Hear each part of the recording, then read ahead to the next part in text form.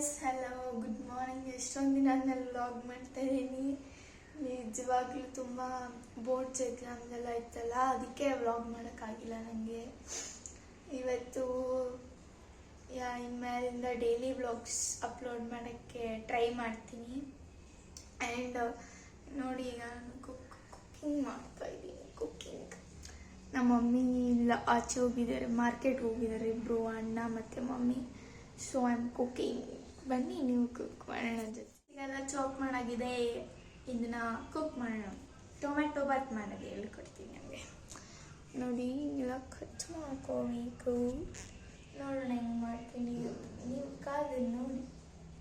ನೋಡಿ, ಎಣ್ಣೆ ಕಾದ್ಮೇಲೆ ಸ್ವಲ್ಪ ಸ್ಪೈಸಸ್ ಹಾಕ್ಕೊಂಡು ಆನಿಯನ್ ಹಾಕೋಬೇಕು. ಹಾಕೋಬಿಟ್ಟು ಹಿಂಗೆ ಫ್ರೈ ಮಾಡಬೇಕು. ಅದು ಗೋಲ್ಡನ್ ಬ್ರೌನ್ ಆಗೋ ತನಕ ಸ್ವಲ್ಪ ಫ್ರೈ ಮಾಡಬೇಕು. ಆಮೇಲೆ ಏನು ಹಾಕ್ಬೇಕು ಹೇಳ್ತೀನಿ. 1 table spoon ginger garlic paste ಹಾಕ್ತೀನಿ. ಹಾಕ್ಕೊಂಡು ಈ ಥರ ಮಾಡಬೇಕು.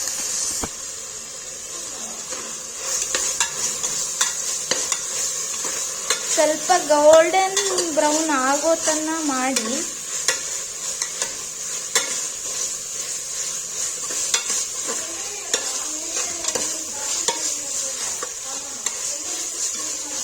ಈ ಥರ ಆದಮೇಲೆ ಹಚ್ಚಿಟ್ಕೊಂಡಿರೋ ಟೊಮ್ಯಾಟೊ ಹಾಕೊಳ್ಳಿ. 7 ಟೊಮ್ಯಾಟೊ ಹಾಕೊಳ್ಳಿ. ಚಿಕ್ಕದು 7 ಹಾಕೊಂಡಿದ್ದೀನಿ ನಾನು.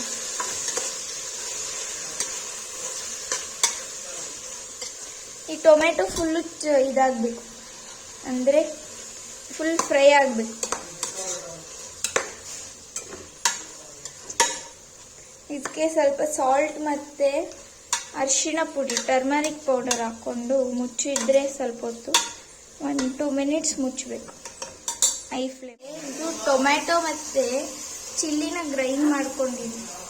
2 ಟೊಮ್ಯಾಟೊಸ್ ಮಾಡ್ಕೊಳ್ಳಿ, ಯಾಕಂದ್ರೆ ಟೇಸ್ಟ್ ಬರುತ್ತೆ, ಅದಕ್ಕೆ ಮಾಡ್ಕೋಬೇಕು. ಅದು ಹಾಕೋಬಿಟ್ಟು ಫ್ರೈ ಮಾಡಿ ಮುಚ್ಚಿಡಿ 5 ಮಿನಿಟ್ಸ್. ಈ ಥರ ಆಗಿರಬೇಕು. ಆದಮೇಲೆ ಸ್ವಲ್ಪ ಚಿಲ್ಲಿ ಪೌಡರ್, ಕೊರಿಯಂಡರ್ ಪೌಡರ್ ಎಲ್ಲ ಹಾಕ್ಕೊಳ್ಳಿ. ಅದಾದಮೇಲೆ ರೈಸ್ ಹಾಕಬೇಕು. ಹಾಕ್ಕೊಂಡು ನೀರು ಹಾಕ್ಬಿಟ್ಟು ಮುಚ್ಚಿದ್ರೆ tomato bath ready. Tomato bath ready ಆಗಿದೆ ಗಾಯ್ಸ್. ನೋಡೋಣ ಬನ್ನಿ ಅಂತ.